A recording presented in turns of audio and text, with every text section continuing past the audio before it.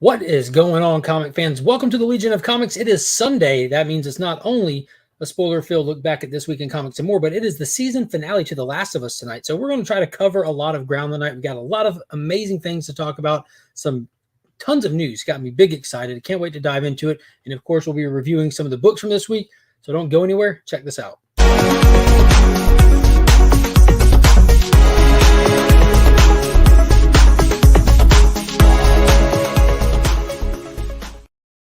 So how about it? Paul, how you doing? I'm good. How are you? It's the opposite of a long intro. Exactly. So this is all spoiler filled. So spoiler everybody. Tomorrow's Monday. It is. And I don't know why, but Finn doesn't have to go to school tomorrow. There's a mystery. Is it a holiday? I don't know, but I know. I mean, I know in Florida this coming week is actually a vacation week for a lot of schools. Yeah, the spring break. Well, here in Yeah. Augusta, we do it differently because of the tournament. All Mm-hmm. the colleges, like the greater Savannah River area down here, we all spring break on Masters Week. They've done that since the dawn of the tournament, Mm-hmm. just because like so many people work that week, so many Right. teachers that have the week off, they go work the tournament for the extra funds and stuff. And a lot of the high school kids go and they're working concessions and the gift shop and stuff like that. So that's how we rock it and roll it. Speaking of rocking and rolling it, I know a rock star who walks around hanging out with his with his dong out covered by CGC slabs. So that's the most memorable way anybody knows him. I think we got none other than TM Nerdy in the house. We're in nothing but the No, heart of the ocean. yeah, no. I have no slab today. Oh, there we go. Might be a teacher work day. Yeah, that dude. My mom's a retired teacher, and she was kind of talking about that. I just got home like God. I ain't been home about 20 minutes, Paul. Yeah. And I went to work, then we went to my grandma's house to celebrate like her 127th birthday or something. She's up there, and we were talking about between my brother's kids and my kids, like they don't ever go to school for a full month. They always find a way to have an off day or something like that. My mom's concerned that they're going to keep messing around and lose some funding, like federal funding that's attached to days of the year that you have to go and stuff like that. Mm-hmm. So they need to be a little careful. Let's say hey to the chat real quick. Let's dive into this stuff. We got Paul Rogers from the Augusta Book Exchange. If you didn't see it, I've been posting a lot of shorts and having fun with them. I post 2 shorts a week where I go to the LCS. And the most recent one, Paul was there. Paul made it onto the channel in one of the shorts. It was fantastic. I hope you're doing good, Paul. The Earth Augusta in the Georgia Galaxy is doing very well. Las Cruces, hello from New Mexico. We are, in fact, Legion. Mm-hmm. A big announcement for Couchin and Slouchin. See, Bizzle posted an update video today on his first big milestone. The 100 subscriber milestone is right around the corner for him. So he posted a video showing the prizes that he's putting together and is kind of getting everybody on ready because that's coming any day now. So be sure to check his channel out.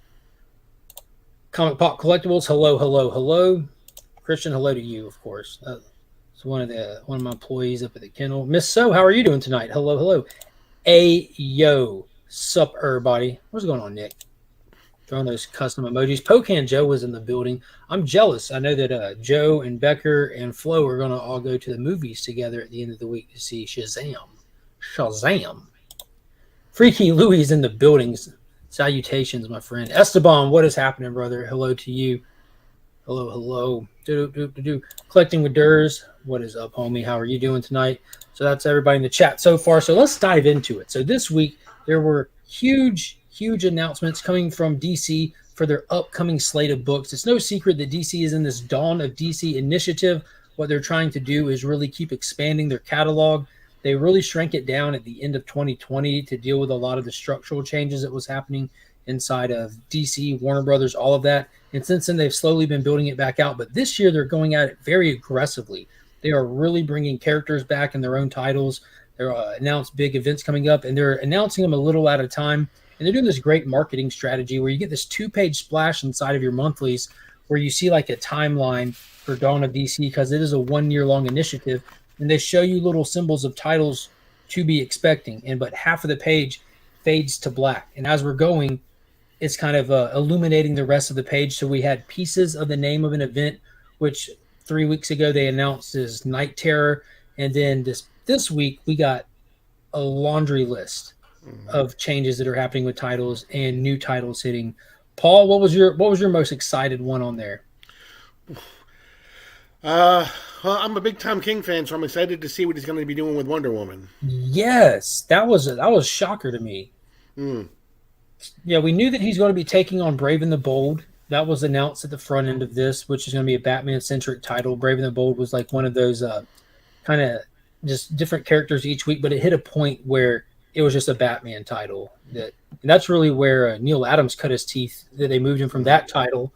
Like they're like, dude, why is Brave and the Bold outselling Batman? Well, it was because Neil Adams was doing the artwork. Put him on your main title.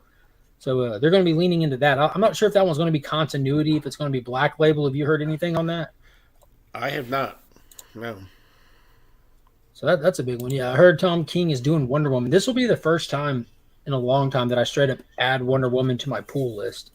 I pick up stuff here and there and stuff like that. I like the character. Just her books just never really nail it home. I think the last stuff that I picked up that I tried to keep up with were the 3 volumes of Earth One that Grant Morrison did. Mm-hmm. Now here's one. Let's go ahead and move over to this one. See, Bizzle says he's excited about the new Flash title. So you are probably the only person that I know that's excited for the new Flash, and not because that's who's taking it over. Cy Spurrier, which is the polar opposite end of the style, tone, and writing of Jeremy Adams. So Jeremy Adams is done with the book at 800. Cy's coming in at 800, and Jeremy Adams, God, he's done such a phenomenal job with his run and his tenure on Flash. People, we talk about it all the time.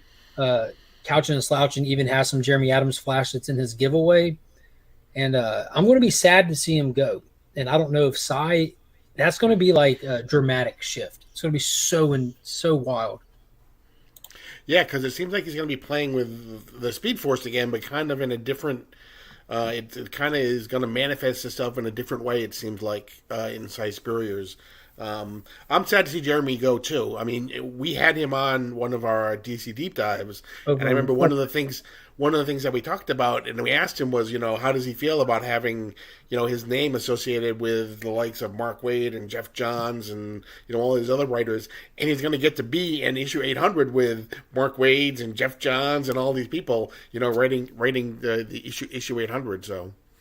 Yeah, and I feel like he's done big things for Flash. TM, you've been picking up Flash too, right? Since they started this 1 Minute War, right? I picked up that. I did read one issue, and then I picked up that Flash by Night told me about this collected edition that has a bunch, and I'm just waiting for that now. I'm going to be reading all of that and getting into that a lot more. Yeah, so see, I hate to see as so many people are just catching wind because he's been on Flash for a while, but it isn't like he's had like a multi-year run. It hasn't been just an in and out, but it hasn't been like Joshua Williamson run level. So I feel like it's really getting its legs now. It's really picking up steam, and more people are talking about it. And more people are just now picking it up, and now they make the announcement that Jeremy's off of the title. I know he did announce a lot of the stuff he's going to be working on from here, but I don't think I saw any comic books, like ongoing comic books on it. Green Lantern. He's going to be Lantern. doing. Yeah, that's the only comic book. The main one that has Hal Jordan in it. Oh, well, we're straight then. That's Yeah. Win. Good. I'm good with that. I'm perfectly good with that. So I don't know how many people are more familiar with Cy Spurrier, but he writes very like mature, gritty, realistic. And what I'm thinking is they're kind of lining this up pretty well though, because the synopsis for his little run on it has like these horror vibes, like while he's exploring into the Speed Force of these new abilities and something's out there calling back at him kind of thing. And I'm wondering if they're kind of trying to tone out all their monthly titles to lead into Night Terrors, if that makes sense. Kind of start planting some Night Terror seeds, because that's the first thing I thought when I heard Cy Spurrier. I'm like, why? First off, why isn't he getting an ongoing Suicide Squad? Second thought was, I wonder if this is Night Terror adjacent.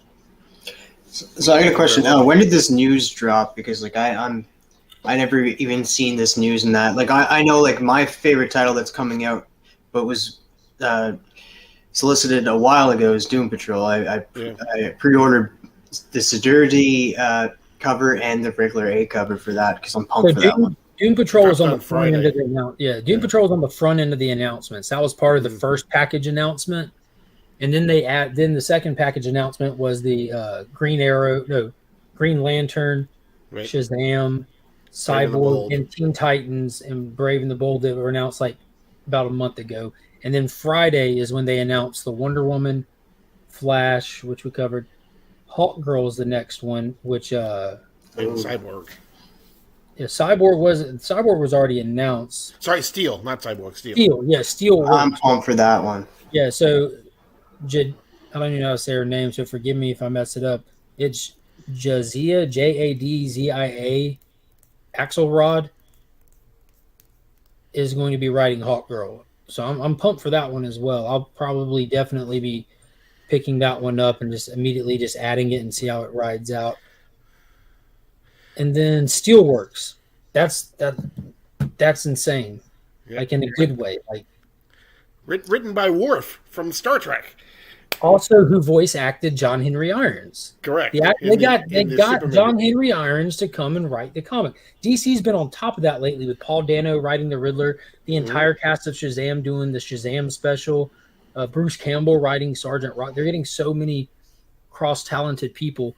But to the point of Steelworks, y'all think about this now. When that book drops in a couple of months, we'll have Action Comics, Superman, Adventures of Superman, John Kent, the Superboy Round Robin book that will be released by then, Superman Lost, and Steelworks.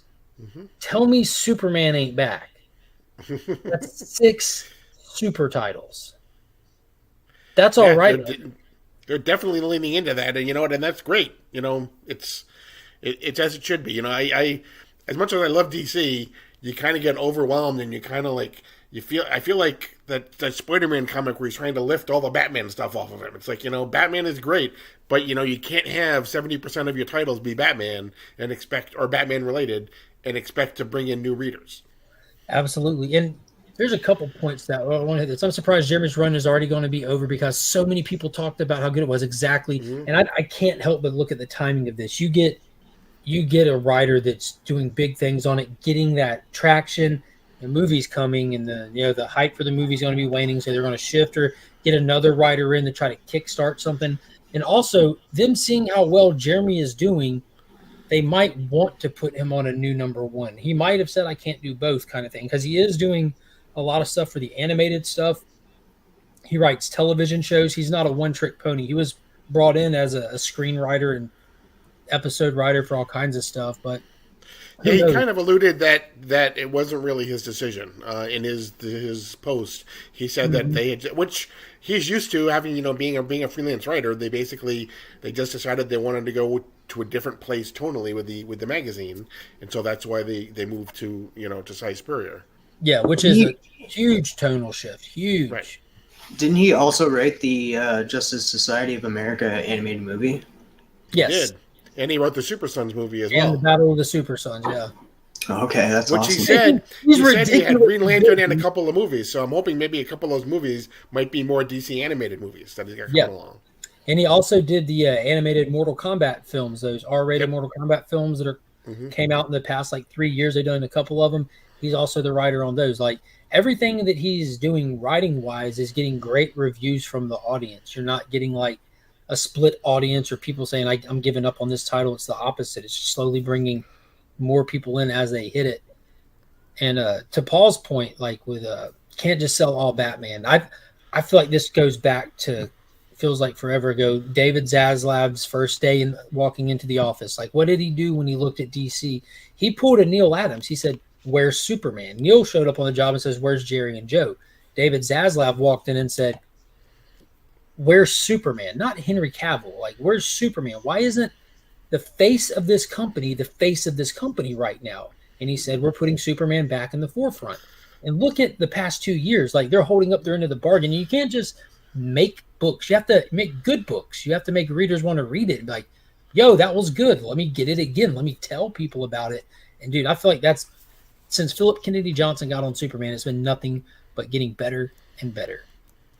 To speak on Paul, what he said about oversaturation of Superman too, I can see that too. But I'm only going to be picking up Action, Superman, Ventures of Superman, John Kent, and Steelworks. That's a lot. Only those? Only 4, yeah. Yeah. So Only 4 out of the 6. Superman Lost will be a 10-issue miniseries. Well, I might read that when it's all done then. Boom. Yeah, that'll just be a 10-issue miniseries. That starts next week with Christopher Priest helming it. Dude, big excited. So that's its own thing. That's a get in, get out, or like you said, when it's done, just go back and check it out kind of thing. You'll be hearing reviews about it as we go along the way. So if it sounds like something you like, check it out.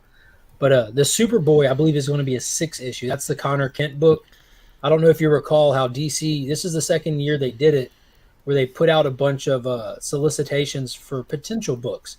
Here's the creative team. Here's their idea for a story. Go through and vote. And they did multiple rounds of voting till it chipped away down to just the final book, which was the Superboy Connor Kent one. So that'll be releasing. Yeah, we got Cyborg coming. Yeah, that's an ambitious title with Steel. I think. I hope it performs, man. For one, I hope it's good. I don't know of Worf writing, but I'd say in the top 3 out of like the list would be Hawkgirl, Steelworks, and Doom Patrol for me. yeah, that little taste of Doom Patrol that we got was one of the best stories we got in those one shots. Mm-hmm. Just downloaded the animated. Is that out for download already? Yeah, I think it is, but it doesn't. It comes out on physical media in 2 weeks from Tuesday, I believe.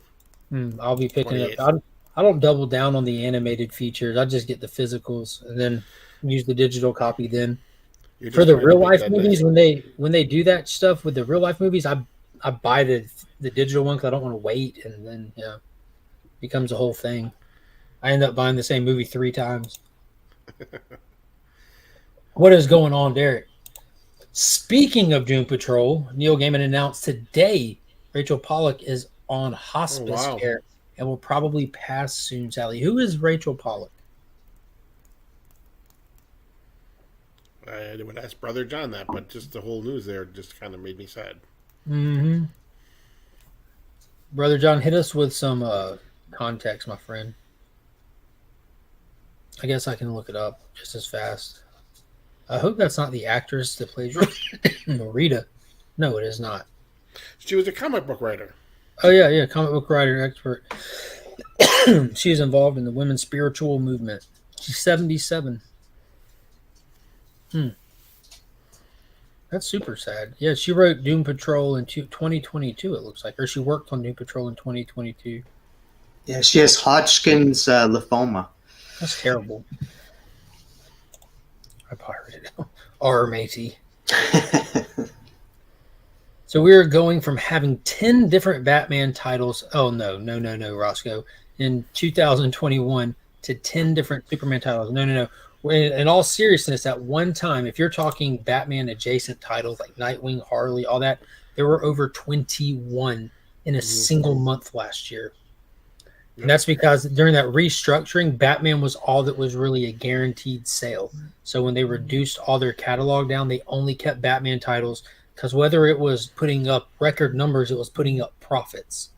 And that's all that they kept were surefire profits and then action. And yeah, we even did away with Superman, kinda, and just whittled it down just to action.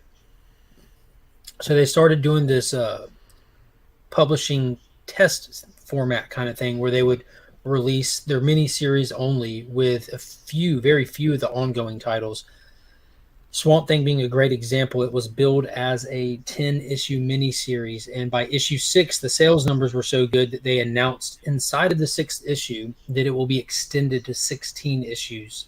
So if stuff was performing properly, they would then put it back into stuff. So they And Joshua Williamson said the same thing about his Green Arrow. It's basically right now it's a 6-issue miniseries, but he's saying if it does well, he has plans for it well beyond 6 issues.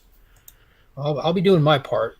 Dude, they're going full Bat Family with that, like with that layout and everything, with all of the, like, dude, you forget how big his rogues and his family is and everything. It's been ignored for far too long. Cyborg was part of the vote too, and I'm surprised it being made since Superboy won the vote, and I'm surprised both titles are coming. I don't remember Cyborg being on the list, but that's pretty cool. I know that this is the exact cyborg that's spinning out of the pages of the upcoming Titan series that Tom Taylor is doing. They have him drawn the same way, the style and everything. They're going a little bit old school with Cyborg in the Dawn of DC because he was pretty much just like almost a Terminator, and like he looked like Colossus with a little bit of skin. The way he just had the horizontal lines. Do you know who so Tom Taylor is going to be writing Teen Titans. Do you know who the team is going to be? It's a classic one from George Perez and Marv Wolfman. It's Raven and Gar and Cyborg and Nightwing and Starfire. And they're not titling it Teen Titans either. I'm sorry, it's just called Titan. Titans. Yeah, they're too old to be Teen Titans at this point in time. And they have Nicola Scott doing the art, who is one of their premier. They only put her on A-list, what they consider to be an A-list title. Yeah, and they have a Wally on the team as well, right? I believe so. They got Wally there. So yeah, it's going to be a must pick up, must grab. Faux show. Let's see if I'm looking back at my IG. I've been trying to like post stuff to keep track of stuff through the week. Next Tuesday, right? Superman and Lois season 3 premiere. It's back, brand new actor. Tuesday. Yeah, it would be this. The 15th is in 3 days. Yeah, this next Tuesday, the next one that comes. Okay. I don't know the proper wording for this stuff. Yeah, I don't know. Tuesday. Exactly. Middle-aged Titans, that's them. Yeah, exactly. I haven't watched TV today. Yeah, this is Superman and Lois start and Gotham Knights. Correct. I'd say before we leave comics, there was also another big announcement in comics this week that I know you really enjoyed, Mark, and that was Philip Kennedy Johnson on the Hulk. Yeah, I was going to get to that after the DC stuff. That's probably the best news comic-wise that dropped all week. So Philip Kennedy Johnson, one of my favorite modern writers for what he's done to Superman, like we mentioned earlier. He took Superman and brought him back from the Bendis era. Whether you enjoyed the Bendis era or not, overall, we lost a lot of Superman readers and fans because of that era. That's the one where they aged up Jonathan Kent. They took away secret identities. The entire world knows Superman is Clark. Well, that's all been fixed at this point. We John Kent's still older, but I like John Kent being the age he is. And then they have secret identities back. That was probably one of the strongest parts of Superman 1 that we just had, is where over in Action, the actions that Lex Luthor has taken and all the War World stuff led to Superman's secret identity being restored. So that's probably one of the coolest things that's happened in Superman in a long time, is sitting down and reading a Superman book where he's actually working at the Daily Planet. He has a secret identity, all that. But it's awesome to see like what Philip Kennedy Johnson is capable of, is taking a character who's so far off base and bringing them back in such a big way, because that's exactly what's wrong with Hulk right now.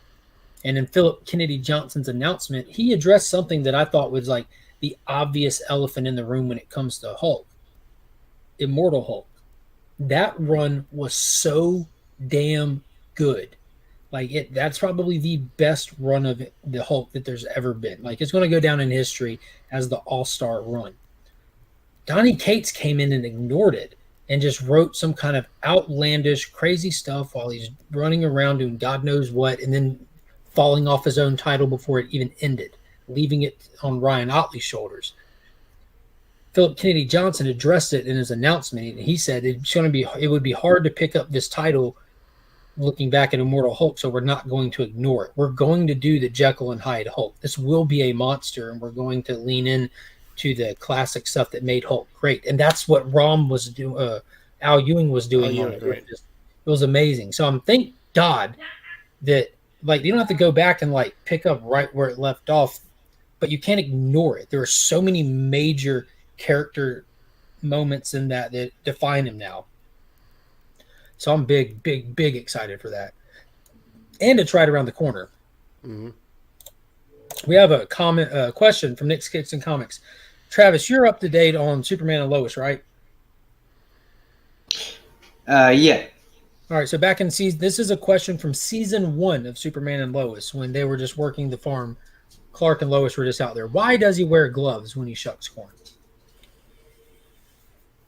Actually, forgot all about that. Was he I actually did too. wearing? Nick's going through watching it now after we've been talking about it, and he sent a picture, a screenshot of Clark and Lois out there, and Clark's wearing gloves, shucking corn. I guess he doesn't want the neighbors to see. I don't know, man. Would make sense. What is going on, Izzy? How are you doing tonight, my man? Yeah, enjoy it. Mortal Hulk is so good. It is insane. 50 issues of comic perfection, beginning, middle, end. It just comes together like butt cheeks. But yeah, if y'all haven't watched Superman and Lois, I can't recommend that show enough. It's funny. Remy Q Studios just decided to turn it on one day. He's like, "Holy crap, this is amazing," which made DJ go turn it on. He's like, "Wait a minute, this is this good," which made Nick go on and turn it on, and he's been going for the past 2 days straight on it at this point. They're only on season 1. Yeah. Oh, they're in for a treat. So I told him all the same thing. It gets even better as you go. Yeah, there's so many moments, especially in season 2, where I'm just like, what? Where you're just like blown away. It's really good. I know Wheelchair Superhero 87 is excited for it. We've been talking about it every Tuesday night on his channel, getting excited for it. And glasses and a warm coat when he's just with us. You never know who's going to pull up. Lana be throwing up out of nowhere. Jordan's little girlfriend come walking up. I do have to ask Paul, since we're still on the topic of DC, have you watched The Flash yet? I have not watched The Flash yet. I have them. I have the 5 taped on DVR. I'm going to binge them at one point and watch the first 5, because you kind of said that those first 5 kind of make a complete story, right? Yeah, that 5, and I'm not sure like how many episodes do they go on this season to end it off? 13. I believe it's 13. It's got to be painful. Mm-hmm. He just said quietly, like a hostage. Mm-hmm. Well, now they have the final 8 episodes to bring in all the people that they want to bring in, like Oliver and John Diggle and everybody else that they want to bring back in before the end of the show. Are they doing Red Death through the whole season, or is that just like a in and out kind of thing? That's done. I didn't want to spoil it, but spoil away, man. That's what this. It ended. Yeah, it was like, because we only got the reveal of we've got the reveal of Red Death at the end of episode 1. Then we got more from the character in episode 2. Then we got the character reveal herself in episode 3, and then we had 4 and 5 and done. I must say that there was one character that came back in episode 5 that redeemed it for me, just because I always love to see Grodd. So, super dope. Mm-hmm. Even though he was not in it for very long, but it's still good to see him. What's going on, Pops? I was wondering. I wonder if Nick, just the super hearing thing reminded me. God, it had to be in the first couple of episodes. You know, those dudes were getting juiced up with the superhuman stuff, and they thought they were going to kidnap Lois, and she was like in the hotel room or something, and she pulls out the little silver box, and he goes, "Oh, that's not going to save you from me." It's like, "No, but he'll hear it," and you see her click a button, and before her thumb even comes off of it, like Clark or Superman comes through the wall. Both fists out. Slow-mo just yokes the dude through the room. Like, she had the emergency beacon, and just how fast he responded to it. Like, it was so awesome. Oh, it's such a good show. Man, all right, moving right along. Hulk news. Big excited. Are y'all going to pick up Philip Kennedy Johnson's Hulk? Are y'all interested in the character or not to want to check it out? I will. I will pick it up just to, if he can do what he did on Action Comics, then I'll be interested to see what he does with the Hulk. How long has it been since you read Hulk on a regular? Been a while? It's been a while. Since before Immortal Hulk, before Al Ewing. Have you thought about going back and checking that one out, hearing the hype around it? I have. I liked Al Ewing. What's the one that we only find them or something? We only find them when they're dead was fantastic. Yeah. But I kind of fell away from that as it went along. It was like, I liked the first couple of issues, but by issue 12 or 13, I was kind of like, eh. Well, they kind of fell off it. That was close to the end because I think they did 3 6-issue arcs and that was it. Because it's like three. It's pretty much 3 individual volumes that take place decades between each other. But yeah, I enjoyed that one a lot. But it was, So is this going to be it was super sci-fi too. Is this going to be like a number one? Like it's. Mm-hmm. Yeah, I might read it then. And it's going to be called the Incredible Hulk. They're going back to the original name, right? Yeah, Incredible Hulk number 1. Right, exactly. Legacy number 700 and something. Right, which we didn't actually also mention too, but once we get past Flash and Wonder Woman 800, they're both going to go back to number 1s as well. Oh, wow. That's pretty cool. Mm-hmm. I wonder if that'll expel some of the people that think that DC reboot. They reboot every year because people who don't read DC tend to say they reboot all the time because whenever they see the headers on their titles, guys, how they do these little these initiatives like Infinite Frontiers, not a reboot, nothing changed timeline wise. Dawn of DC is not a reboot, nothing's changing timeline wise. It's just a jump on point. Just let people know, like, hey, there's not any kind of big crossover happening right now. Hop on in, get in where you fit in. But we just saw Superman get a new number 1 since what, the 80s? Brian Bendis I got one. Yeah. So they've had, this will be the 4th. This was the 4th Superman number 1, I believe. Yeah. And so it seems like DC likes to do the branding initiatives, like Rebirth, Infinite Frontier. Mm-hmm. Those aren't reboots. They're just marketing things. Where Marvel, like you already have you have Daredevil ending again after it's had numerous number 1s. You have, like, they do number 1s all the time. Amazing Spider-Man, Black Panther, you name it. They have like ongoings their ongoings are miniseries. They run for 10 issues and put a number 1 out, which there's nothing wrong with that, but it's just, I don't know why either companies do it. I understand like the new reader aspect, but every 10 issues, like that's just like Flash is up to 800. Okay, get a number 1. It's not so intimidating for a reader. I get that, but issue 11 shouldn't feel intimidating to somebody. Right. Yeah, Marvel's not rebooting. They're just putting a number 1 on it for some reason. It's just creating so many volumes. It's just. And anytime they have to put a legacy number on a comic, you know that they've been doing stuff too much. What is going on, Taylor? Yeah. I think that those terms I think the terms reboot and relaunch run readers away because they're assuming like, why would I buy into Fantastic Four if they're just going to reboot or relaunch in 12 months? Well, they're not. They're just going to run the numbering back to 1 for whatever reason. They think that more readers jump in at number 1s, and like it's the same writer on Fantastic Four number 5 right now that just did the previous one that only ran for a handful of issues. It's weird. Yeah, there you go. They treat it like seasons, and it's a way to separate volumes. Yeah, I guess just because like I'm just so used to like volumes running for hundreds of issues and stuff like that. Now, like you go look through an Overstreet price guide now. Oh my God, volume 37 of something.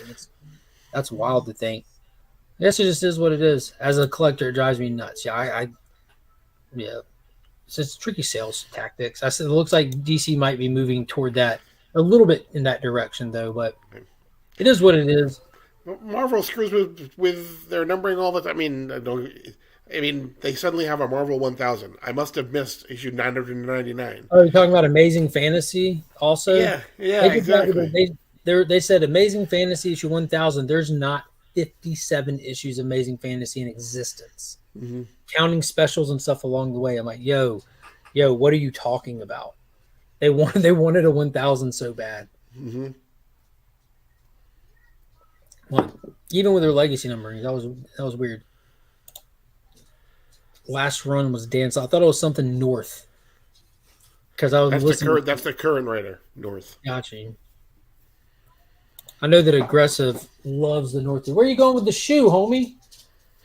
The new dog keeps grabbing my wife's shoes and running away. I can't save her. Maybe it helps make omnibus, dude. I don't think you can't stretch 10 issues into an omnibus either.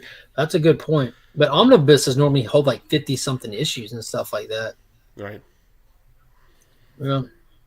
Definitely odd. I mean, there's a reason why they do it. If it's probably helping in the grand scheme of things, sales wise and stuff like that. So I don't know.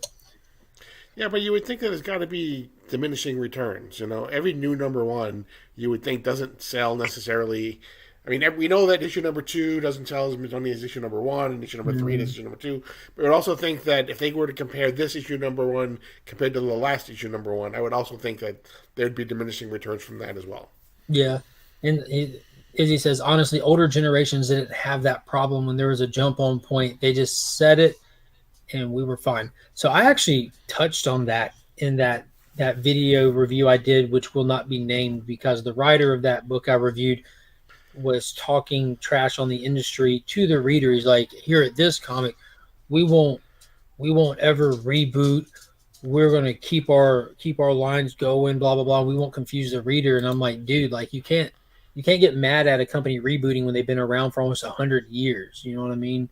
Like they can do what they want. They've done it all, and you can't just assume to have forever kind of continuity either. Mm-hmm.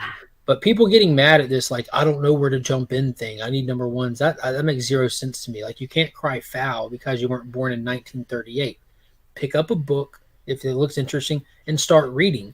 And then enjoy discovering the universe, the characters. Like, if I knew everything from the back history of all these characters, it would be a lot more boring. The fact that no matter how old I get, there's always limitless stuff to learn and read on these characters. There's more out there than I could ever read in a lifetime. That's awesome. That's one of the highlights of the hobby. Us older folk walked uphill both ways, 30 miles in the snow to the comic shop, and we bought issue 293 and liked it. Hell yeah, Taylor. Hell yeah.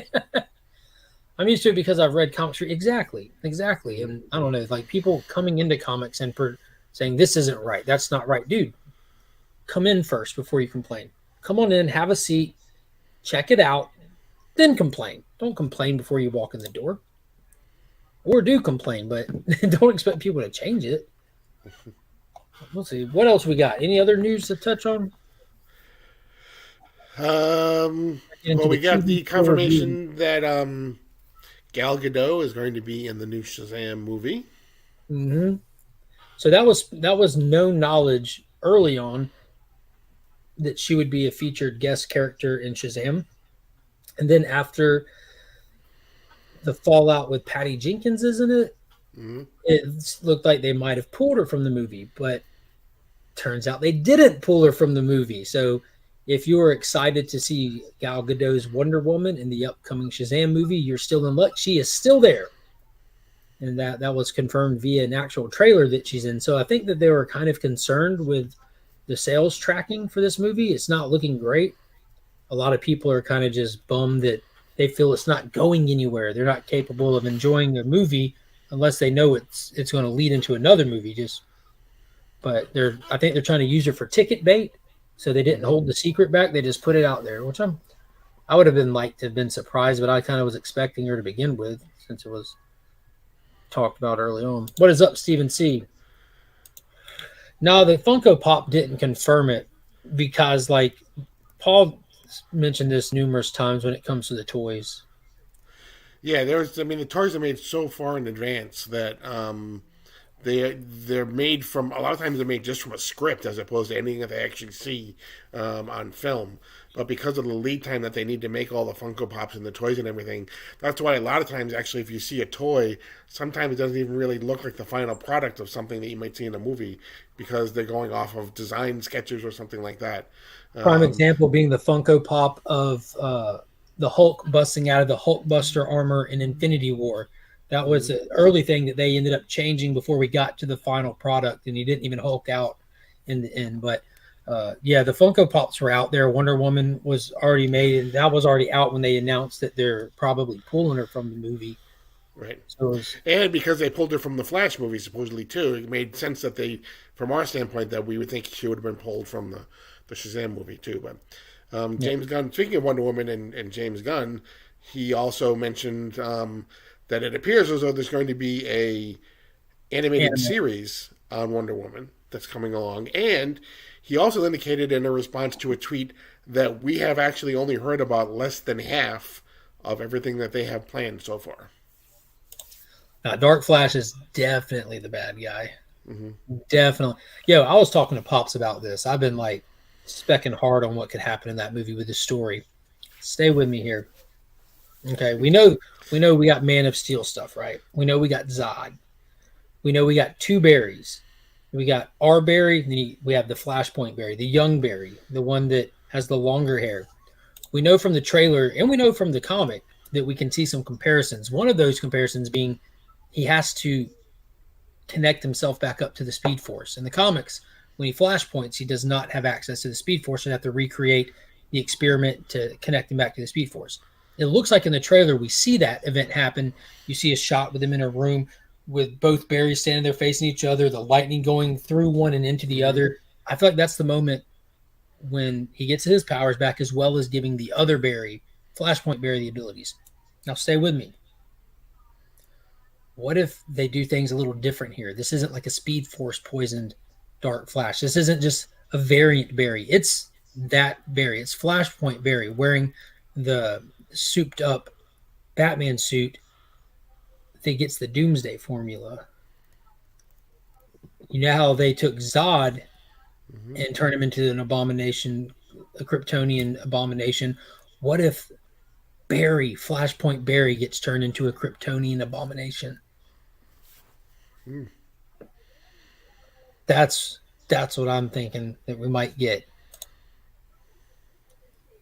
I'm still not convinced it's not Reverse Flash. Yeah, yeah. Paul's riding the Reverse Flash thing hard here because the yellow jackets, the yellow headphones. Right. Yeah, I'm big excited for it. But yeah, all right. Here we go. Did everybody watch The Mandalorian? I did. Yeah. Tim, go ahead. I'll be honest. This season so far is bumming me out, so I'm gonna let y'all go first. I lost focus a couple of times, and then had to I didn't want to go watch it a third time, so I just watched a breakdown to understand it. And I was like, okay, I don't want to go watch it. And it's all right. Like, I feel I don't know. I'm curious about that big beast at the bottom of the water, and it was cool to actually see Mandalore. For the first time to see where what was his Boba Fett's father was from, because this is where he came from and that. So it was cool to actually see this for the first time. But other than that, it was kind of dull a lot of the time. I did like how he did kind of sound like Vader a little bit when he got to that place. Yeah, the Mythosaur is the name of that big beast. And I know that there was a lot of that was almost like a fan service moment, I think, for people, because I know the people that are into the cartoons and stuff, they're like, oh, it's the Mythosaur, that's cool. For me, it was just a very lazy written episode again. I don't know what's going on. After this episode, I went and looked up who wrote it. I'm like, this cannot be the same writers from the first two seasons, just because it doesn't even feel like it. It doesn't flow like it. And it, in fact, was. It's Jon Favreau wrote it. Yeah, so he's writing most of the season. He's writing 5 out of the 8 episodes solo. Episode 3, he has a secondary writer. And then episode 5 and 8, he has a secondary writer with him. But then I reminded myself that even though Mandalorian's been good, Jon Favreau's not a guaranteed home run filmmaker. You know, people liked Iron Man. He did great with Jungle Book, Mandalorian. But besides that, he doesn't hit home runs, and he's been making stuff since the 90s. He did Elf. Yeah, Elf, that was like the one that everybody remembers him for. If you were to name something else, it's hard to name anything before that. Swingers. Well, Swingers, I guess. What I'm saying, but that's not like a household name movie either. That's like him trying to put himself on the map, and that was his thing. He's always in the movies he directs, kind of thing as well.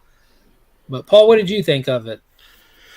It was all right. The whole thing with Bo-Katan, it was kind of like I felt like this was almost the Boba Fett episode where the Mandalorian was the star. This was the Mandalorian episode where Bo-Katan was the star.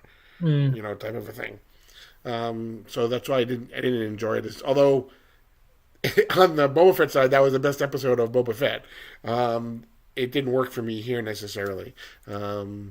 The fact that he basically, I feel like when you incapacitate your main actor and have him just basically in the guts of whatever that cage was, whatever, for most of the time, it's kind of like, okay, that's just lazy. It's just something to do because you need to focus on somebody else for a little while.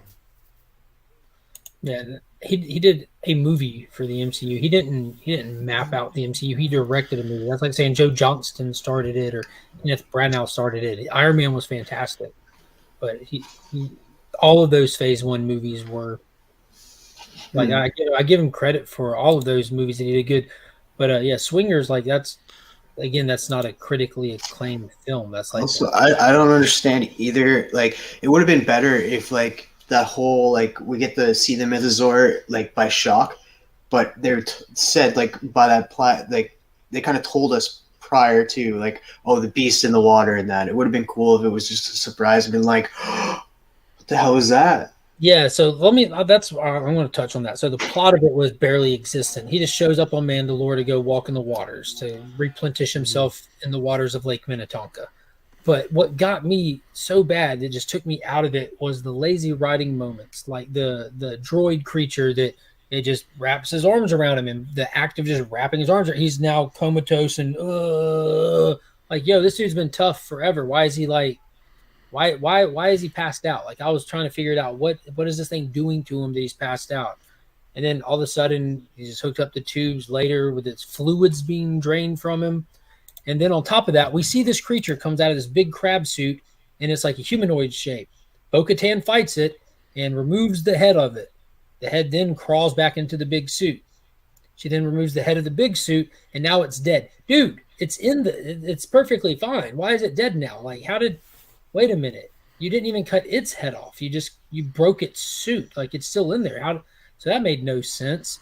When Grogu goes to Bo-Katan, Grogu's pulling up, and Bo-Katan's like, "Oh, that darn dastardly Mando's back. Let's go finish him once and for all." She walks out there. He's like, "Mando's in trouble." She's like, "Oh my God, we need to go save him." Like, what? You were just about to kill him. What? We're going through this whole process of going through the mines. He just got saved. His sole purpose for existing right now is to rebuild his name, to get the dirt off his name from taking his helmet off, to reestablish himself as Mandalore, to be part of again, to not be that outcast. And he's right there at the cusp of it. He's at the waters. All he has to do is walk in, and he's made whole again. Wait, let me read this plaque so you can have the full experience. Bro, that plaque ain't got nothing to do with nothing. Why is there even a plaque there? Look at the rest of the room. There's not a piece of bronze in the rest of the room. Just this out of place plaque, just so that they can read it and say the word "the beast." And as soon as they did that, I'm like, oh, there's a beast in the water. He's about to get grabbed. Thanks for taking the surprise away. Like, I'm like, dude, what is happening right now? Why are they treating the watchers like we're idiots? Like, they don't spoon feed us this stuff. Let us be surprised. And though, goodness, like, did he even complete the ceremony, the ritual? Because they got out and wandered off with no context and cut the episode. I'm like, is he good? Is he clean? Are we there? It just drove me nuts. Drove me nuts.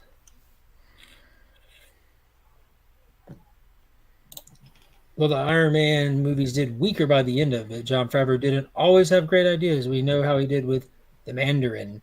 Yeah, I don't know how much he was like. He did so bad with Iron Man 2 that they gave Iron Man 3 to somebody else. But I love Iron Man 2. I even love Iron Man 3. Like, I really like them. Yes, we do. I've only watched E1S3. I need to get caught up. Yeah, you need to get caught back. You're starting at the end there. Dear sweet Jesus, Ang Lee's Hulk might be worse than Thor Dark World. Mark and I talked about this oh yeah, so like this is the point. When I talk to Becker every day, like on the telephone. So like first thing in the morning, he's always the first person I talk to because we're both up early. We both wake up early on Wednesday and watch The Mandalorian in our quiet homes before the rest of the house gets us up. And by the time I'm at work for half an hour, he's normally on the phone and we're just chit-chatting. And it didn't cross either one of our minds to ask the other what you thought of Mandalorian until today. And and Becker pointed out, whoa, maybe that's how good it was that we both watched it and neither one of us thought to even ask the other one about it. It was that forgetful. Yeah, the Mandarin was Shane Black. And also, in terms of that, with the MCU especially, I don't think that was Shane Black's idea. Like I don't think Jon Favreau was writing, like, the creative control that directors have inside of the MCU is a lot less than what they have outside of the MCU. That's why we've replaced people like the Hulk a couple of times, because if you have too many ideas outside of what they're working on, they got to say no to them. You got to work inside of certain parameters.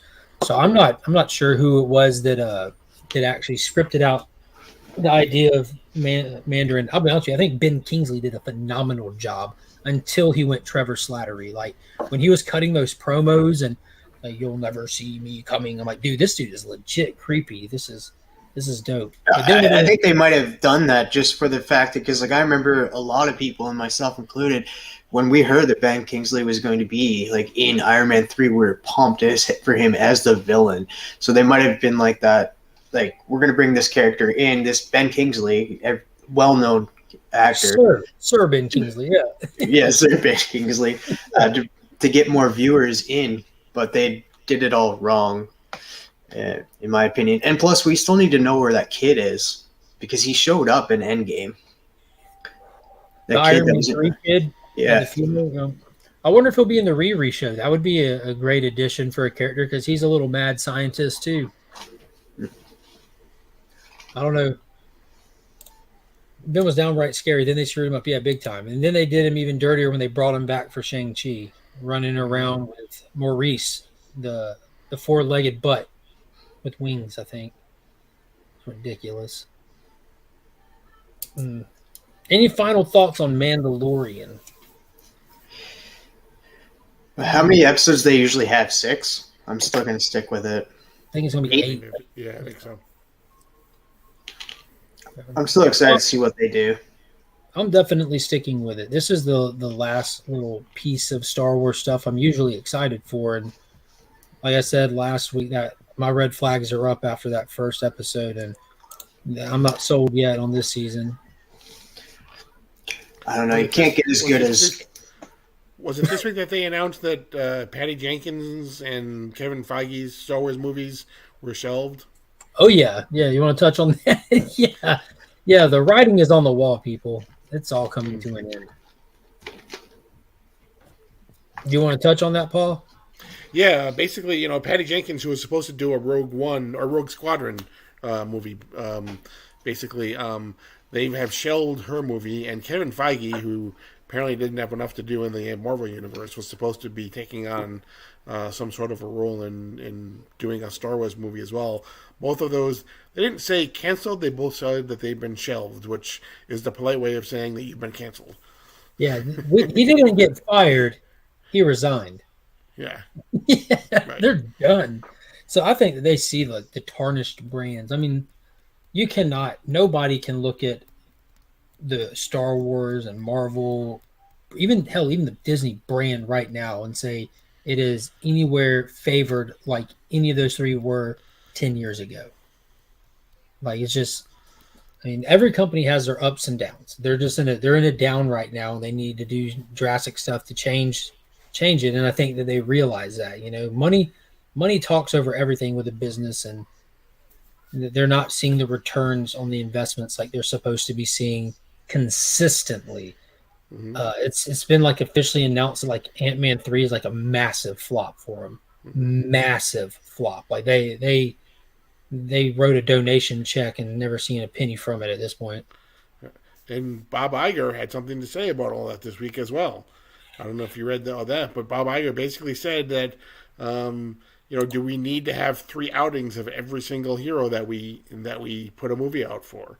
So he basically is saying, you may see more one and done necessarily, and then, he basically said that we're going to have all new Avengers, which we've kind of assumed, but he basically said that we're going to have all new Avengers.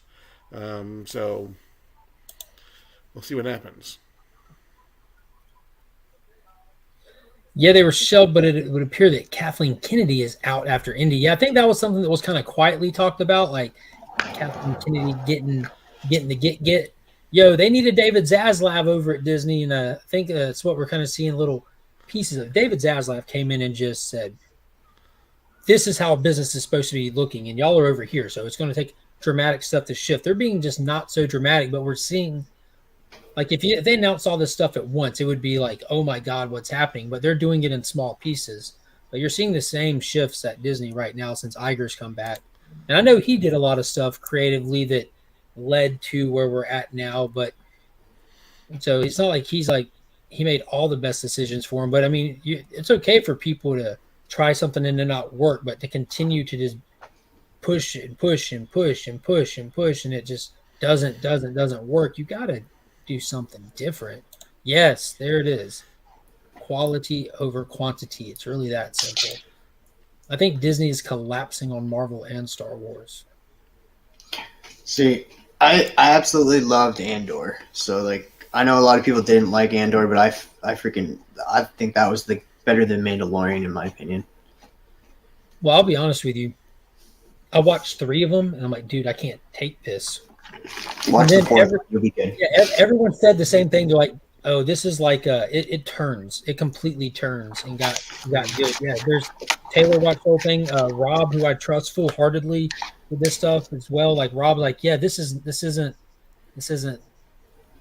fun. This isn't good. And then he's like, oh my God, this wasn't good. Now it's like the best thing I've seen. And I full-heartedly plan on going back and watching it.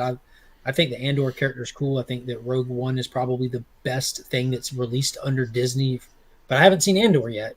But so I'm definitely willing to go back. That gives you an idea of like what the rebellion, like why they're going against the Empire so hard, like how the Empire is treating these characters and that, and why they're uprising and will do anything to stop the Empire. So it's really interesting. Star Wars movie make over $1 billion. The Force Awakens did. That was because no one knew what Disney was about to do. But then, like, you got to think, like, all the money that they're pumping into shows. Like you mentioned earlier, Izzy, the quality over quantity. They're putting all these monies into Marvel shows, Star Wars shows. It costs a lot to make these shows, and no one buys a ticket to see them. They have a subscription that already exists. But for these shows to continue to make money, they need to keep bringing in new subscribers. But the Disney Plus subscriptions are actually going down, which is like that's the opposite effect. You know, like they're spending money to lose money. It was kind of weird. Taylor says Andor's the opposite of Danger Street. Well, now I don't want to check it out. It must be terrible then. I haven't finished Andor. I just watched the 7th episode last week. I'm going to try to finish it before watching Mando. Yeah, I'll probably try to. I'm not watching the first 3 again, but I'll jump in at 4 and just keep going. What is going on, KBDM? How are you doing tonight? Y'all got anything else you want to touch on? Movies, shows, announcements, or y'all want to look at a couple? Oh, did you guys hear? I didn't look at all of the news about it, but like. I heard that Universal might be losing the rights to Hulk and Namor, and Disney might be Marvel might be getting the full rights back. So there's a potential that a Hulk movie could be happening. I'd rather Universal keep the rights.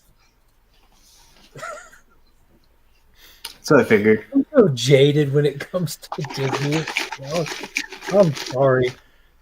Dude, in all honesty, I wish that other companies not only held the rights but put movies out. All we have is Sony, and we see how that goes. But why doesn't Universal make a Hulk movie?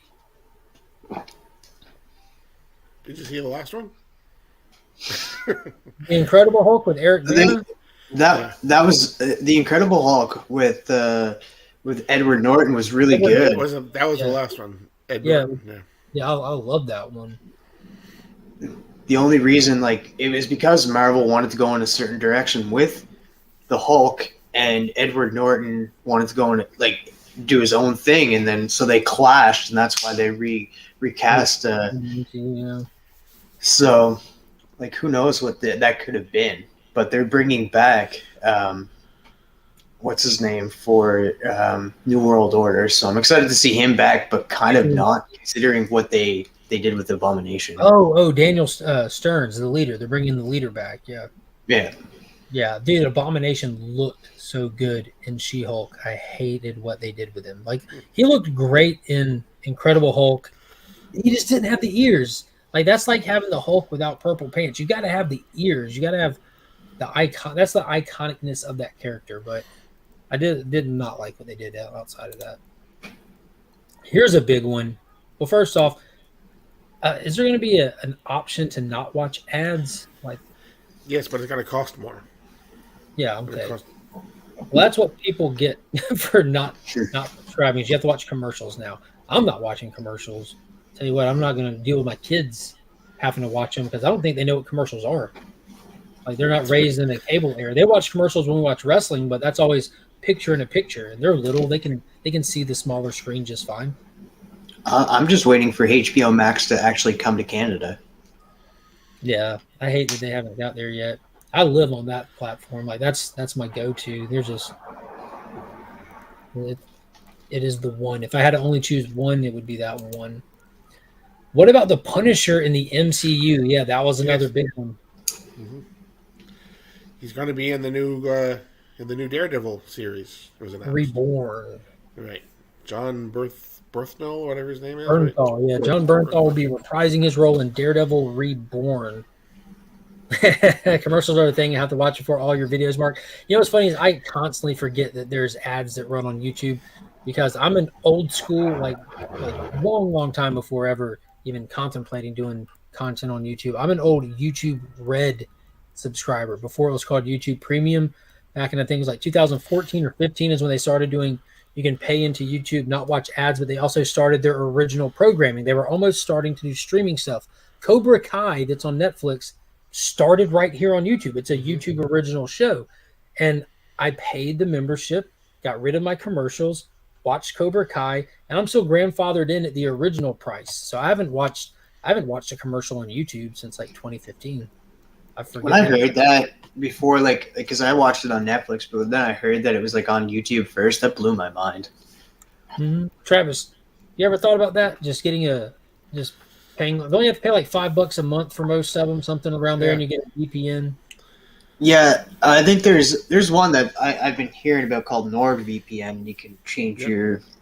So I might do that. But just to give you a heads up, if you go to like any kind of tech review channel on YouTube, like it reviews phone products and stuff like that, 90% of them are sponsored by VPN websites with discount codes, commercial like offered. Like get 20% off. I seen some of them. They do that, but you have to get a year worth. So I'm just gonna save up and get that upcoming and that NordVPN. Then I can like even with Netflix, you can watch from like American Netflix, Canadian Netflix. You can go over to Australia. Okay, because Netflix has different things in different countries. So yeah, I think I heard someone say that Titans was a Netflix show where they were from. I'm like, why would that be? And they're like, we don't have HBO Max. And that kind of blows my mind because HBO is like the gold standard for paid programming since like my entire life. Since before I can remember, HBO was always like the premium movie television paid programming service. Yeah, that will be nice. I think things are moving that way. They got Superman and Lois is now on HBO Max. I don't think they moved Stargirl over there yet. Swamp Thing's not over there. Stargirl's there. Stargirl is there on HBO Max? Oh, nice. I just watched it as it came out. Mm-hmm. The older ones, like Flash, is still on Net, and Green Arrow and all those are still on Netflix because that's where they were originally. Because HBO Max wasn't around then when they came out, so Netflix bought all the rights to streaming them afterwards. Nice. Well, there's not a lot of books that came out this week, but there are definitely a couple that I want to touch on if y'all are down. I won't keep everybody forever. I know, speaking of HBO, the season finale to the television show phenomenon of the year, The Last of Us, is just finishing. I think it might be a longer episode, but it's on right now. But luckily, you don't have to be in front of your cable boxes at 9 o'clock on the dot. You just turn it on and watch whenever you want. Dude, I was talking to my wife about that earlier, that how Saturday nights used to be the thing. Like every Saturday, new movie. And dude, I think the big one for me was when they aired Deep Blue Sea, because I was so excited to see that. and I couldn't see it because I was a kid. My dad went and saw it and told me shot for shot the entire movie. And I sat there and he had to put up with me wanting to hear the whole thing. And then it was weird. HBO bled into our house for free. My mom hated that it was there. She would call constantly, tell them you need to turn off this HBO, and they would come and check and like it's not showing that y'all get HBO. So we had free HBO from the time that I was like 12 till I was out of the house till we switched over to like digital boxes years later when they started doing those. But yeah, that was like such a big deal. So getting to watch Deep Blue Sea one Saturday night. Me and my brother just sat there glued to the TV. It was a good one. Anyways, I'm sorry, rabbit hole. I read these books. There were older issues. Black Adam issue number 8 from Christopher Priest. This is a great issue. They're going through giving you not only this new story with this new pantheon of gods coming down, but they're giving us like the modern retelling of the mighty Adam's fall from grace back in the olden days. And it's pretty cool. Like the little suggestions in his ear that kind of push him over the edge and everything. And leaving us with him on the throne in this issue as well. In the New Days, war has come. Like the god of war is here. But it's from like the pantheon of gods associated with Black Adam in current times. We have Malik poisoned and laying there dying. Teth is trying to figure out what to do about it, and war is happening on his doorstep. And those have the most unique A covers of any title going today. Yeah, those Rodriguez painted covers. Mm-hmm. Yeah, that is wicked. Super good. Another one back issue reading here. Riddler, Year 1, Issue 3 from Paul Dano. Yo, the slow descent into madness continues. You're kind of getting frustrated with poor Riddler here because he's trying so hard to do the right thing, and all he's discovering is how corrupt the city is, the spider webs that connect all the corruption, and in this issue, he finally starts seeing that word on repeat, and it starts clicking. Renewal. This thing that he thought he was a failure of as a child, he's finding out was corrupt from the start. So now you're starting to see where his good nature is getting twisted and is going to be pointed at its target. So this is really good. The interiors in this is insane. It's like Andre Sorrentino level. It's really good. Steven Subic. Mm-hmm. All right, on to this week. Did y'all read this? I did. So this is issue 133, Chip Zdarsky's Batman. This is the third issue in the second little arc. This was actually probably the best issue out of this arc so far. Long story short, Bruce got propelled to another universe, another Earth, where Bruce Wayne is dead. There is no Batman. The mysterious force called the Red Mask is running the city. All the police officers are hopped up on Venom.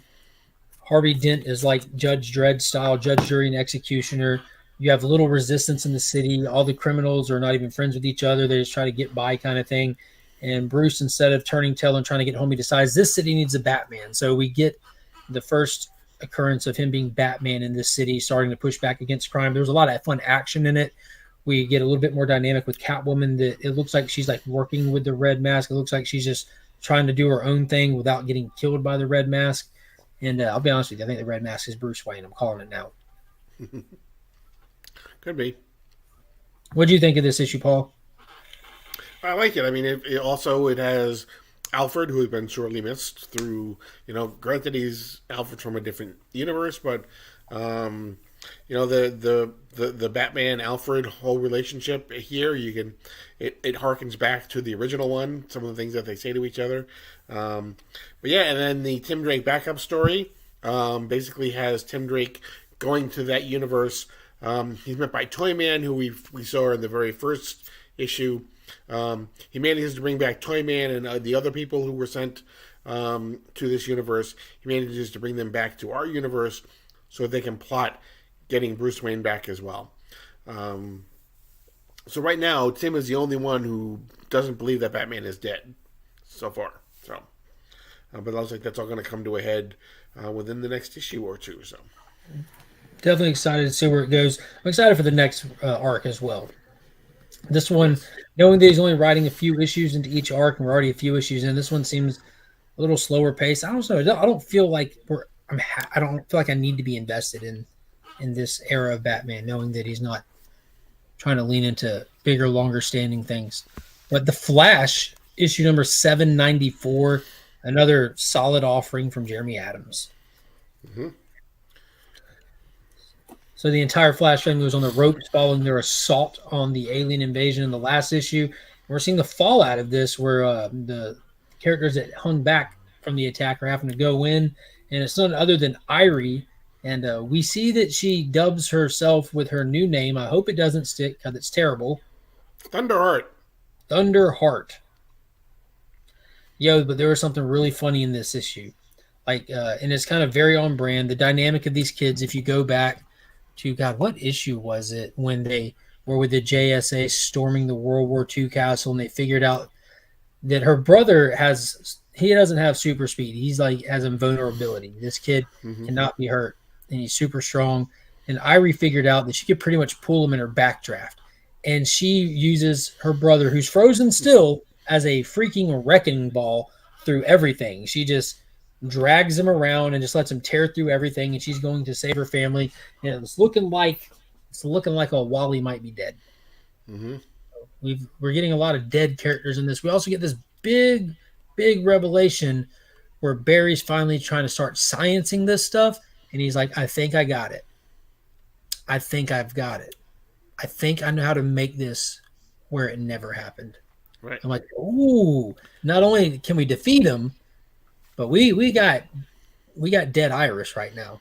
We got dead Wally. Barry thinks he can make this to where it never happened. Yeah, I know he's going to do that because I know you had theorized that they're between heartbeats and that's why they're not dead, but he indicated that he's going to go back to where it never even happened. And the last time he did that, it didn't work out that well for everybody. No, he kind of screwed the pooch. Yeah. And now we have Ezra Miller. Exactly. I thought it ended the last page, the splash page with Jay Garrick. I'm like, yes, we need, Jay Garrick taking control, taking names, kicking ass. That's it was good to see. Yes, he does. I don't think in any way, shape, fashion, or form they're bringing Alfred back to the main universe. This Alfred doesn't have a Bruce. Our Bruce doesn't have an Alfred. It's not impossible, but if I see Alfred back in main continuity, I already know how it needs to be. Like, the spirit of vengeance needs to go inhabit him and let's rock. Alfred needs to be the Spectre at this point. After what we've seen in Deceased, and after what we know about what's the name, after Hal Jordan, the GCPD officer who was killed in the line of duty in the spirit, and we know that he can go inhabit dead people. You don't have to be currently living to be his avatar.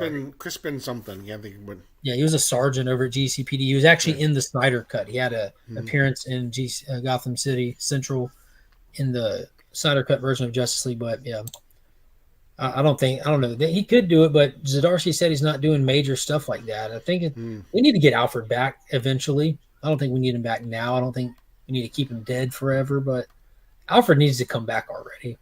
Mm-hmm. It's like Ironheart, so creative. Yeah, exactly. Thunderheart. This is also a kid in the midst of things naming herself, so hopefully she'll grow into a better name. Get excited, everyone. I just found a Star Trek uniform at the thrift store. Hell yeah. Are you wearing it to Heroes Con? Yeah. Are you a red shirt? And if you are, please don't get too close to me. Okay. Yo, when I saw him at Heroes Con, I knew what he was cosplaying as last year. And life happened sometimes. And it was looking like at the last minute he wasn't going to get to make it. He messaged me and said, dude, I think I'm going to be able to come for just today. And I didn't see him around at all. And then we get into the art auction. And from across the room, I see somebody dressed as a bumblebee. Or it was the Monarch's henchman from Venture Brothers. And dude, across this big room, I just yelled his name. Everyone stopped to look at us. I just ran over there and hugged him. It was so exciting to see him. Well, with all the dead heroes, this is awkward now. What's going on, Kenny Bird? I hope you're having a fantastic night. All right, we got to get Travis in here. Let's do it. Let's talk it, Travis. You ready? Yeah, kick it off. Paul, you kick it off. Yeah, you kick it off, TM. Yeah, come on. I'm terrible at kicking things off. That's fine. I just read it today too, and I'm trying to remember how it began. But it was more of like kind of him as like in his regular clothes and that kind of just walking around being him, and then you have his boyfriend kind of covering up. I'm not too familiar with his boyfriend either. Well, real quick, this is how it begins. Right. We have Ultraman Oh, killing another Superman on another Earth. I was like literally on the phone with Roscoe while I was reading it, and I was like reading it to him. And he's like, "Who the heck's Ultraman?" I'll give you a Legion synopsis of the issue. So it starts out on some unnamed world where we see a ravaged and tired Kal-El Superman trying to get to his feet, and he looks up, and you just see Ultraman, Earth 3 Superman, vicious psychopath coming down like with the speed of 1,000 suns, and just bam, crushes him, picks him up, eye laser, kills him, talks trash while he does it. Then we cut back to our Earth, where John Kent is bragging about how he now has the ability to not be recognized in public, like we were talking about earlier. They have their secret identities back. Everyone does not know that they are the super family. Unfortunately for Jay Nakayama, his boyfriend, he was outed as being the secret identity behind the truth in the last volume. So he was basically running a social media website trying to out corruption and all this stuff, but he always had a mask on when he was doing it because he was on video and stuff. Well, everyone knows who he is, for better or for worse. So now he feels like he's having to hide himself. Long story short, satellites start falling from the sky all over the Earth. Corporate espionage is what it's looking like. Superman has to fly into action. John Kent Superman. Currently, Clark is off world. So while he's doing that, he's trying to keep up with the pace of all these falling satellites. And he's really pushing hard, and you see that he's becoming overwhelmed with something, and you see a little bit of sparks of blue and everything, but he gets his wits back about him. But in the process of him being overwhelmed with these sparks of blue, he's not fast enough to get to Australia. But then they hear across the radar, across communication with Oracle, that the satellites are exploding before they hit the ground. Something's stopping them. And when he gets there, we see this other Superman. He's black. He's wearing a white suit with a different colored S. It's none other than Val Zod, Earth 2 Superman that Tom Taylor created in the New 52 era. This is the Superman that has been rumored to be attached to the Michael B. Jordan film that's secretly still in the works, I believe. He was actually in an interview this week where he was asked about it, and his handler off camera said, "We're not allowed to talk about that," before he could even utter a word to the interview. I've seen that. Yeah, dude, I got goosebumps when I saw him. Like, let's go. But it's Val Zod. So they fly side by side. They take out the remaining satellites, and then they start talking, and we get this awesome bit of dialogue where Val Zod thanks him for not attacking me. I appreciate it. I'm a stranger. I just flew up, and I appreciate you not swinging first. And John's like, yeah, I think that's a bad look for us heroes to always get into these fights with each other and then realize we're on the same side.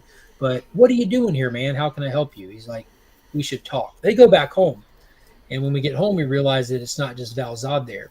Earth 2 Red Tornado is there. And for those that know, we now have in the same room for the first time Val Zod, John Kent, Earth 2 Red Tornado, and John's mom, Lois Lane. And as soon as I saw that, I'm like, oh my God. I was going to ask you this too. Like, is like this Red Tornado has been in the comics before, right? Yeah, a lot of comics. Her whole story was told in the New 52 run. Yeah, she's part of. So Tom Taylor introduced Earth 2, which was the name of the title that ran for, I think, 27 issues, and it changed its title name to At World's End. That's actually what this show is named after. This very show is named after Tom Taylor's run on Earth 2. And then it changed from At World's End, and it had one more final volume under a different name.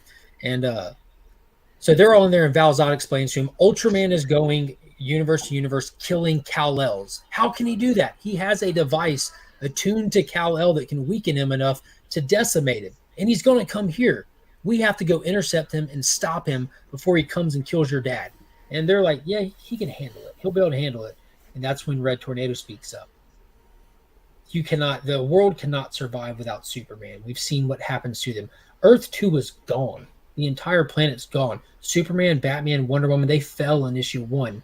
And the heroes that rise out of that and they eventually lose their Earth, and they're there to stop that from happening to the primary Earth here. So you find out that Red Tornado is actually Lois after she's died and brought back as Red Tornado in that run, and they pretty much say, "All right, long story short, let's do it. Let's go stop him." So it's about to get insane. This is about to be 6 issues of pure insanity. I hope it sells like hell and they're able to extend it, or either I just hope they got something big planned for these 6 issues. Yeah, it was a really good read, and we don't know, like you said at the beginning, we don't know what Earth that was that he killed that Superman, or how many Earths that he's killed Superman. Mm-hmm. Like he's could have killed like 5 different Supermen from 5 different worlds right now. 500 even. It's infinite. Yeah. Who knows? And those worlds are doomed after he does. No question about it. Yeah, and I think that the strongest part again for me was Tom Taylor's writing. I mean, he from the very beginning, when he kills the first Superman that we see in here, he says to him, "Any last words?" And he says, "Lois." And then he says, "It's always the same," right? And then melts his face. So exactly. So, but it's like that didn't need to even be part of it. The whole thing was that he's going killing Superman, but in the middle of this, he manages to tell you that across every single universe, the love between Superman and Lois is what Superman thinks about at his end, right? You were my world, right? Then it melts his face, like legit. And then getting back to what you had mentioned before, Mark, where he's talking about, I'm glad that you didn't just try to beat me and everything. It's like, that to me was a little bit of a meta type of a moment where I think he's talking to other writers who says, it's very lazy to do that trope where they think they're on opposite sides, and so they start hitting and punching each other, and then it's like that to me was totally meta. Tom Taylor said, commenting on other people's writing. Very lazy. So. Exactly what happened in this. Oh man. Mark, 2 questions. 1, did you message about my address? If you send it, I'll have it, man. Tuesday's coming up. I ship out on Tuesdays. I got you covered, my friend. Boom. Right there. Question 2, after I read it, can we talk about it? Oh, absolutely. I hope you do read it. I'd love to talk about it with you. Yeah. So I'll mail it out on Tuesday, so it won't be this Tuesday. This Tuesday, I don't know what we'll be talking about. Whatever you want to talk about, we'll be talking about. Yeah, if I can be there, I'll be there. But yeah, I'm big excited to talk to you about Superman, John Kent, and the show. Let's see. What else do we hit on there? Oh, yeah. To TM's point, we don't know how many Superman he's already encountered and killed. Right. The name of this little thing, the working title is Adventures of Superman, John Kent. But it says Road to Injustice. We know it's confirmed that we are getting the Injustice Universe Superman. How is that going to be like Ultraman coming to kill him interaction? Are they going to go get a Superman that's bad enough to not hold back to try to fight Ultraman? This is a big deal, John having to deal with Ultraman. Like, he's Superman unrestrained. And this is also the reason why John lost all those years with his family. Ultraman had him kidnapped in a volcano, torturing him for all those years. So this is a big deal story that's being told right now. Huge in the history of John Kent. Right.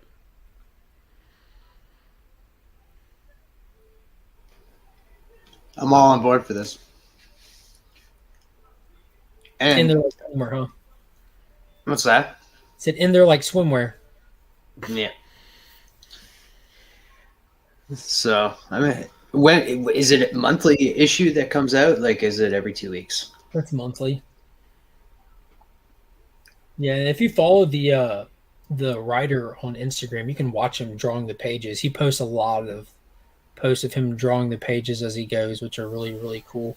Kind of spoilerish. I didn't like that I don't like following Tom Taylor because that fool spoils his own books like the day before they release. Like, dude, what are you doing? Like, why are you putting this on social media? Like, you literally just gave us the kicker moment of that issue right there. That's dumb. Like, that's just trying to get people hyped up for it. I do have one more that was kind of a long shot for me. This is a Scott Snyder book from Dark Horse called Clear. This was a Comixology first when they were doing all their Substack stuff and going to other publishers. And a Comixology original. Hmm. But this is pretty cool. It's in a weird future. This is like 2 issues in one, pretty much. It's in this odd future where people spend money on something. It's almost like a drug, but it's not a narcotic. What it does is it veils reality for you. Reality sucks so bad you don't want to have to look at it. So nobody goes without veiling reality.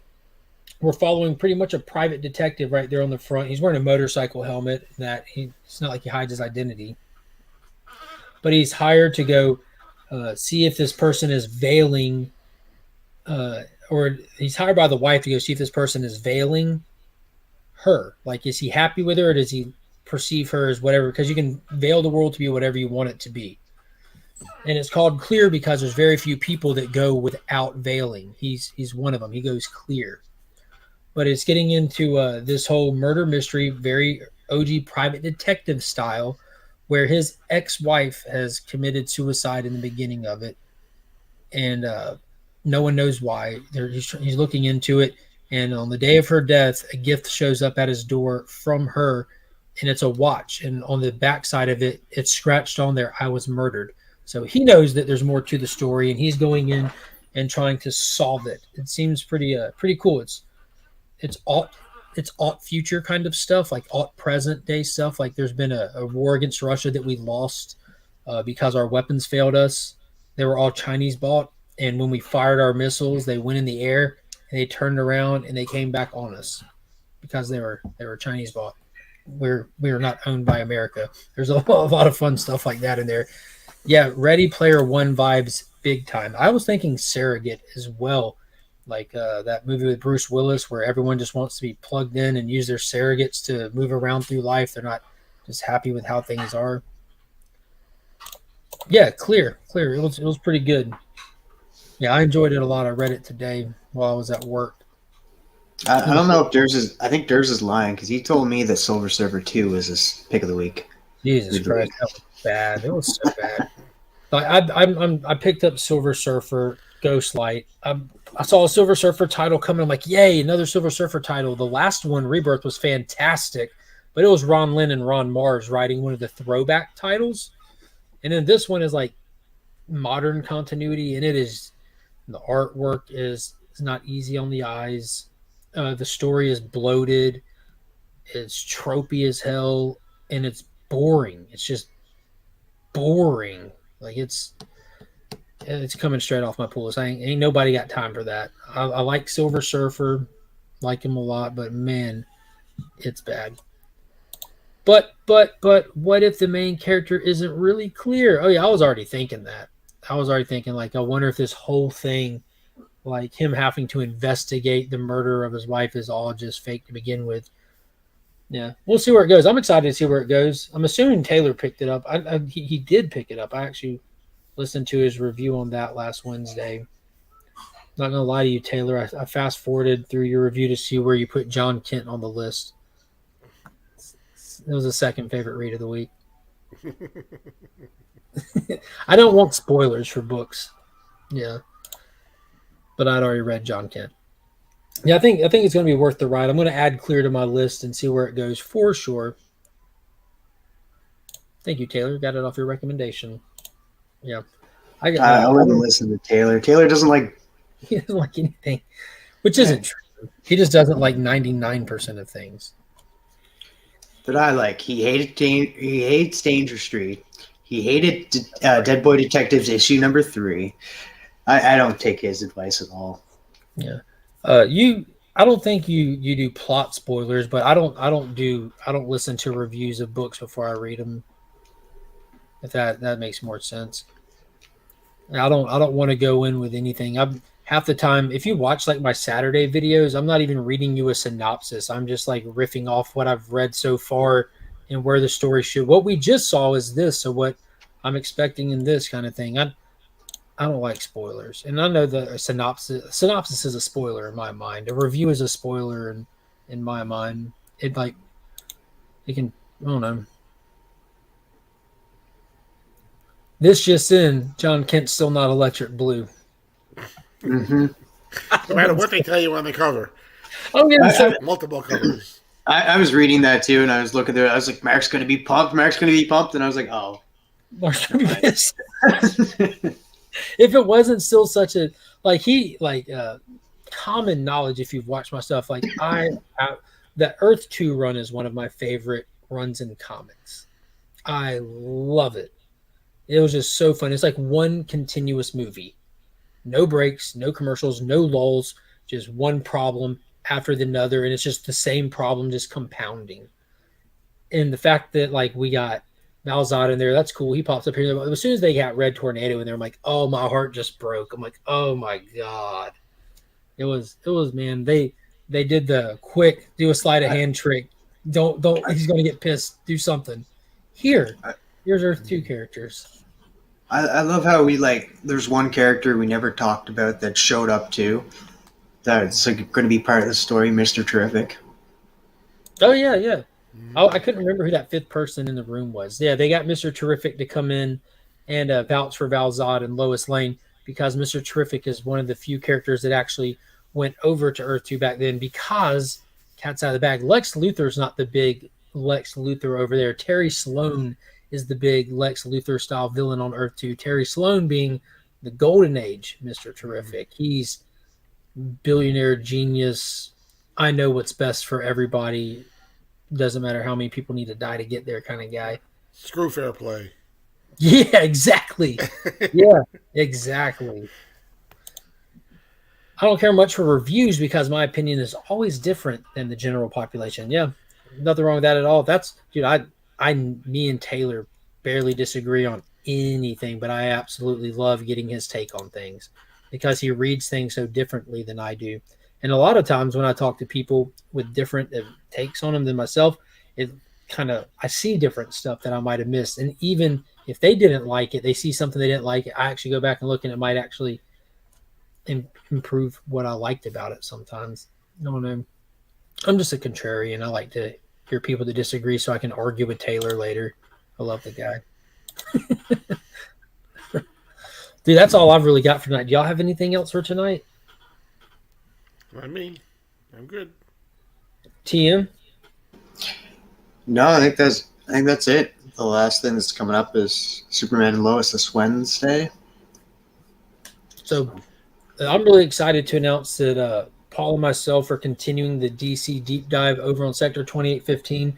We have a lull week. We've been covering Lazarus Planet, and we do have the War of the Undead Gods or something like that. What is it called? That's the deceased Revenge of the Undead God. Revenge of the Gods. Revenge of the Gods is coming out, and we'll be covering that. But we have this lull week, so we're actually going to do a deep dive on Dawn of DC Superman. So I've been busy this weekend, so we haven't had a chance to record it yet, but we'll be recording it tomorrow and getting it out ASAP. And it will be covering Superman 1, Action 1051, Action 1052, as well as John Kent Superman, and looking at all those titles together and this exploding catalog of Superman coming in and ushering into the Dawn of DC era.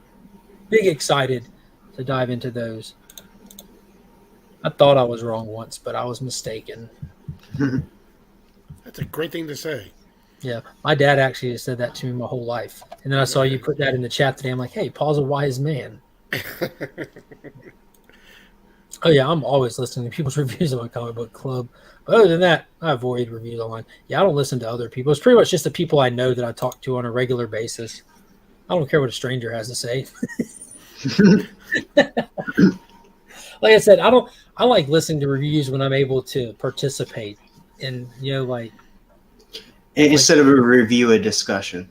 Anyway. Yeah, I can go back and DM Taylor, you know why you're wrong, kind of thing, at my own convenience, But that's going to do it for tonight. I hope everyone had a fantastic week. This was such a good week to be a comic book fan with all the announcements, despite the smaller release week. It's another smaller release week next week, but there's some good books to be excited for. I know I'm pumped for that new Superman Lost.